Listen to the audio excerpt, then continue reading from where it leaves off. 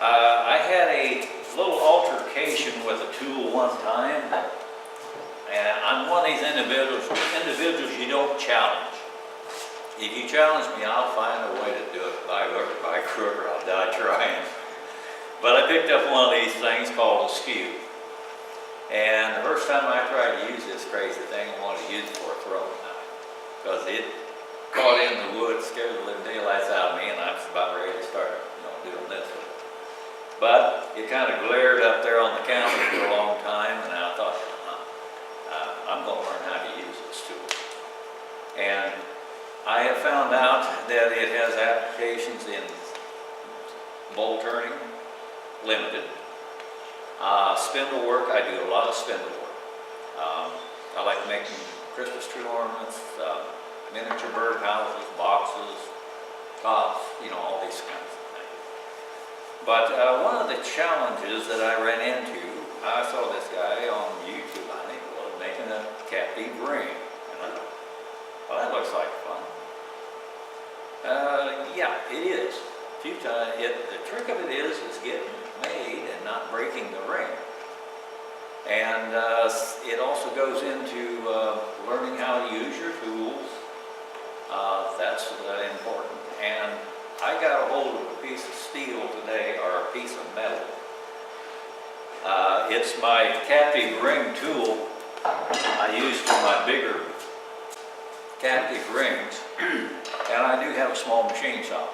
And I thought, well, I'll just take this out here and recut this little curve in here with a milling cutter. And I use high-speed steel. Well, this is high-speed steel. It'll work. A little oil on it. Brought the cutter down on this thing, and it just tore that cutter up right onto the hat. I even tried carbide. This is supposed to be high-speed steel. Carbide is supposed to cut high-speed steel. It did not want to do it. So that is a testimony to Sheffield Crown Tools, made in Sheffield, England. To me, it's some of the best steel you can really get your hands on, high-speed steel. They keep a good edge. I've experimented with skews with the high-speed steel and then the extra hard high-speed steel. Personally, I don't waste your money. I mean, I don't see any difference with the harder steels as far as holding an edge.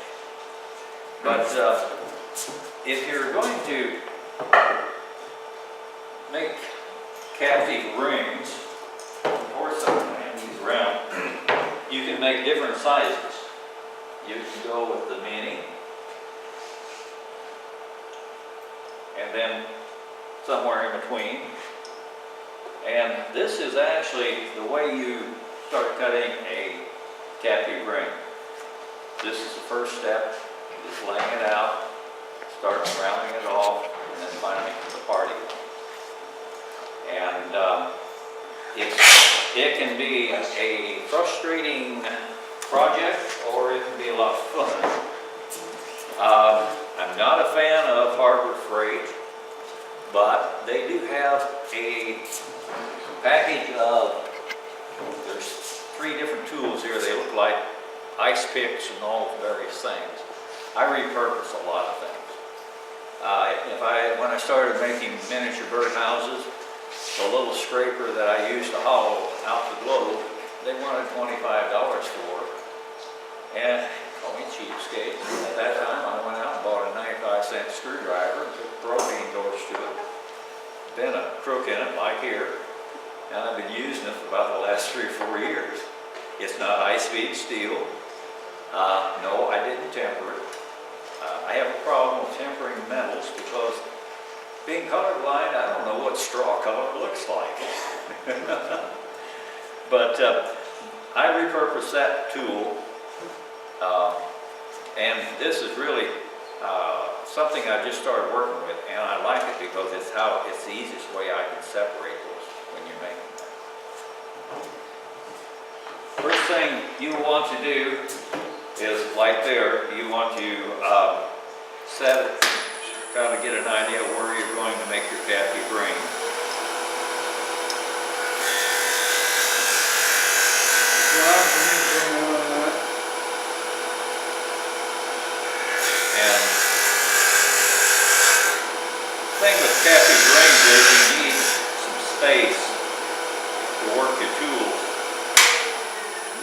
in here, because you're actually bringing the tool around, so you got to get some room in it.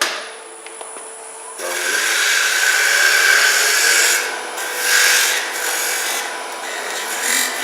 I think this is a piece of hard maple. Another tool that really comes in handy is your old parting tool. This works just fine too. And you can just go ahead and lay it out like that. There's various ways that you can round this off. The next thing you want to do is you want to start this curvature. And you can use your parting tool.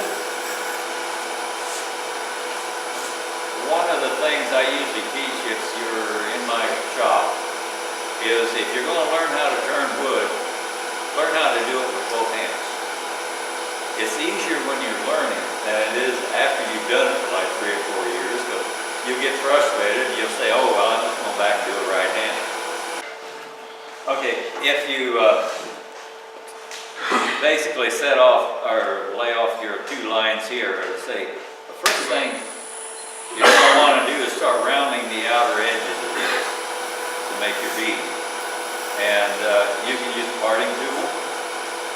That works. My favorite tool, of course, is a small skew. This works very well too. AKA negative rake scraper. Most people that have a skew would rather use it for a scraper than a cutting tool. But it makes a nice tool to kind of trim this up. Also, these samples in circulation here, there is no sanding on them. That is the finish I get from the tool. And that's something that you strive to do. When you first start making a bowl, 80 grit sandpaper is a good friend of yours, or maybe 36 if you can lay your hands on it. But I found out there's other ways you can round that off. And this is my beading tool or Cathy Pring tool. And it's got a kind of a half moon cut in there. And if you use this in a scraper configuration, which means it's facing down like this, and you can just kind of go around back and forth like that, and it's done. So the next thing you'll want to do is start working on that little hook there. I wish I had, I don't know if you can see that or not. But that, you want to start bringing this around the curvature of your ring.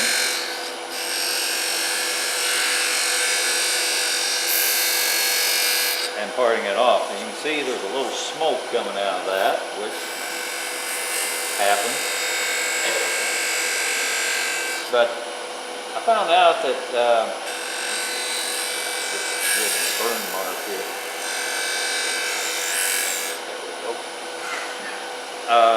I got to experimenting actually today, and I thought, well, there's got to be an easier way to do this. That's where this little tool comes in here. You can actually work it in around the corner here.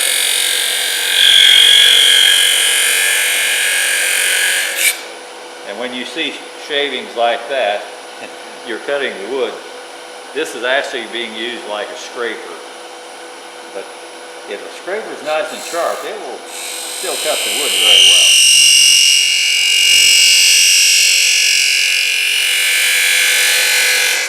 That's been kind of my biggest problem, is getting in there and freeing that ring.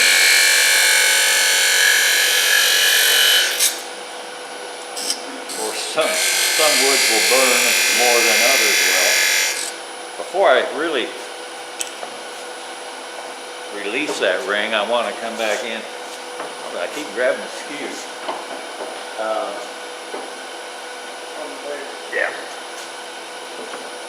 I'm spoiled. I usually have a rack of tools either out here or off to the side. So I'm rearranging my furniture here. But you can come in here with this tool. And then, okay, if I was doing this right-handed rather than left,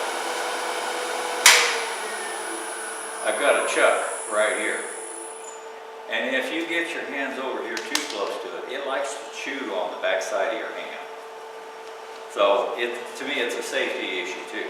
Because if I'm doing it right-handed, I've got to step way over here, and I'm clear back over here. If I'm doing it left-handed, I can come in here. It's kind of intimidating the first few times you do this. But it takes practice like everything else. And once you're comfortable with it, it's a lot faster, a lot easier than I'm using this tool kind of pointed down just a little bit.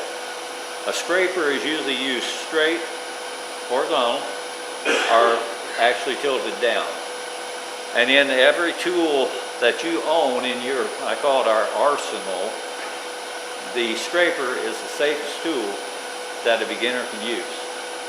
Because if you're using the scraper and you're touching the wood, you're in this angle like this. If you get a catch, it's going to actually pull the tool out of the wood. That's why I say it's safer. Now, if you're using a, say, a spindle gouge, you're rubbing the bevel, and you're at an angle like this. If you get a catch, it's going to pull itself into the wood. It's going to take a chunk of wood out of this piece, I guarantee you. So that's why I say the scraper is probably one of the safest tools that you can use. Now this is just about ready to release. There it goes. Now, usually when you release this, there is a certain amount of, well, there's a thin line of wood on the underside of that ring. But I found out that if I use a little tool like this, it eliminates that area underneath there. And there's hardly any sanding going to need to be done on this ring. Now it's fitting pretty tight, so you're going to have to come back in here with your parting tool and kind of reduce the diameter just a little bit. Now that ring right there, it usually likes to stay in one area, but you want to smooth this out so it's the same diameter. The real trick in making multiple captive rings is being able to keep this a consistent diameter all the way across. And if the ring's in the way, you just make him move over. But if I'm using the part or the regular, my captive ring tool, a lot of times when this ring separates, there is a thin, kind of like a line underneath there that kind of, well, you think you may have to sand it. Well, sometimes there's a line in here which it's hard to see. You can actually just take it and just kind of move it back and forth like this. And that little bit of wood on the inside here will actually just pop right off. And you might, if you're going to say you're making a baby rattle where you've got maybe 2 or 3 rings, you could slip a piece of sandpaper in between it and sit there and do a little hand sanding. But, now the smaller rings there that I've had on the smaller items, you got to go to a different size tool. And the one I've got here is probably one of the poorest excuses for a tool I ever seen. This was supposed to be some wood carving tool, And this is some of the softest metal I ever seen. It's about like cold rolled steel. You can hit it with a file. And that's how I shaped this little curvature here. If anybody's got a chainsaw, you got a round file. And get the smallest one you got, and you make that basically a carbon copy of the one that I was just using. So I'm going to make it a smaller one. You notice, okay, no sanding on this at all, straight from the lathe. And it takes practice, but that's what we get most of our wood turning done in the winter time. Now, yeah. Okay, you notice I'm using a different tool rest than what comes with your lathe. I think these things are clunky. It's great if you want to make something or this, but sometimes you'll get marks in here. Your tool, that's a no-no. Do not leave your key in your chuck. You know what's going to happen if you turn it on. But if you get a nick in your tool rest, the easiest way to take it out. One of the few things I'll mention about Harbor Freight, their sandpaper is okay, but it don't last very long. But you can buy it 4 rolls for what, $10, something like that, of different grades.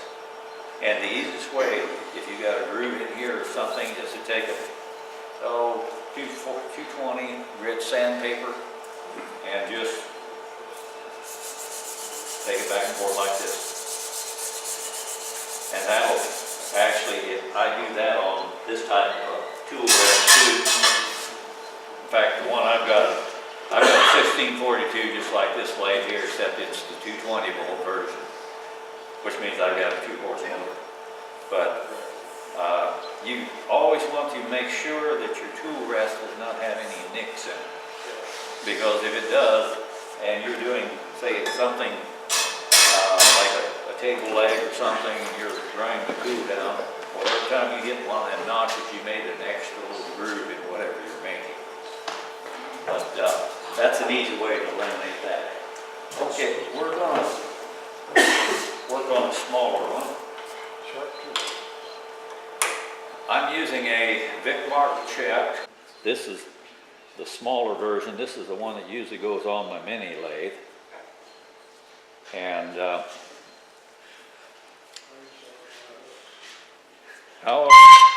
boy, put some wax on that thing.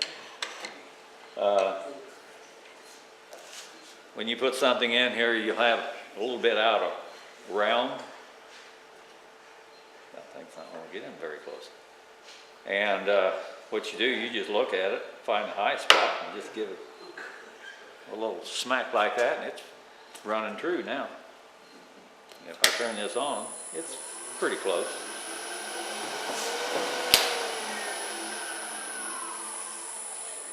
This particular lathe, it doesn't matter if you put your hand up here to slow it down or not. It has a dynamic brake, and it doesn't make it slow down any faster. If I have my mini lathe, I can do that because it doesn't have a dynamic brake in it. But I still catch myself on mine there at home. I'm wanting to, try to slow it down, and it don't slow down any more than it did if I didn't do it. When you put a piece of wood in here, it's a good idea to tighten them up, all 3 of them. I use that right here is where I usually put my chuck key so I don't lose it. And my lathe at home, when I'm looking for sandpaper, especially for that, I've got a little piece of sandpaper stuck in over here. So there's a place for everything. First thing you want to do here is kind of take screw it up. Now this part here, I'm not going to work with. So what do we got? Well, we've got vibration. Okay, I need a dead center, a light center. We got a light center around here.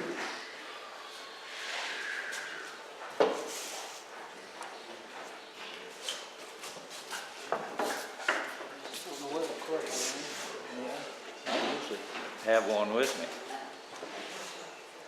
But that's because it's shattered, because this is very small and it's extended out away from the chuck. Yeah, thank you.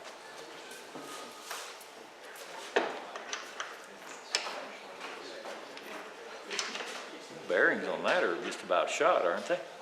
The bearings on that's about shot, isn't it? You say so. Well, kind of wiggled on the end there. Come on.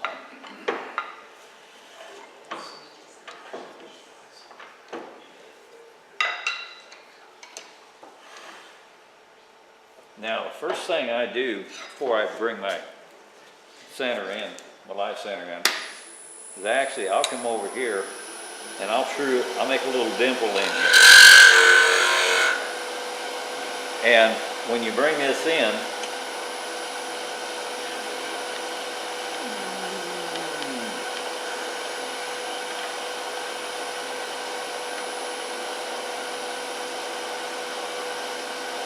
I like to set this so the gravity is pulling against it, and it just keeps it tight all the time.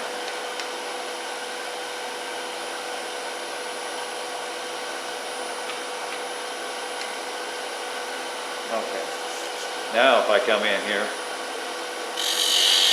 you don't hear that screeching noise that we had a while ago.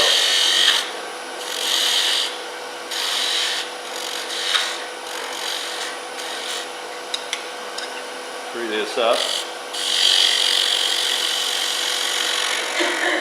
If you use this curved skew like I have here, you can actually use it flat on the tool rest. If you're using the older style where it's a straight diagonal across, don't even think about it. The curved skew it's really a lot easier and a lot user friendly. But it's a very versatile tool too. Okay, we're going to set up for a smaller ring now. So I will work over here with a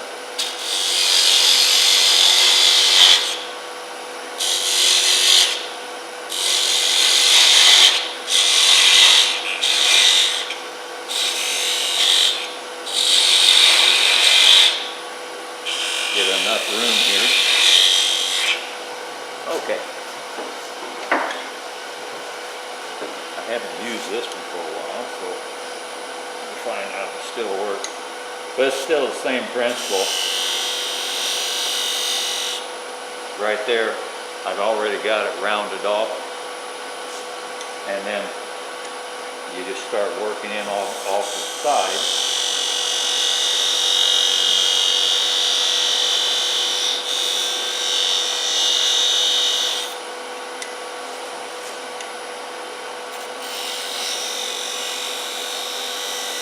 It's kind of like making a shatter marks on a top. Everybody seems to think you've spent hours making that intricate design, and it takes about maybe 15 seconds if it's at the most. But kind of shape that up a little bit like that, and then I'm going to go back to this little tool.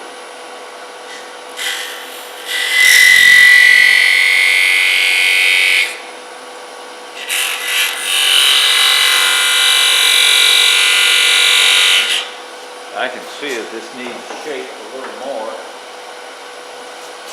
So this particular tool here is kind of like a skew. It's real high tech. It's a piece of high-speed steel that I've ground the angles like on a skew, and it's kind of at an angle. Might have took me 20 minutes at the most to make. And I don't know, I don't have much in it as far as money-wise either.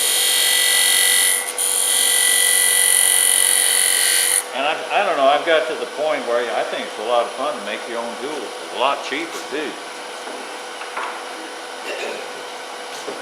But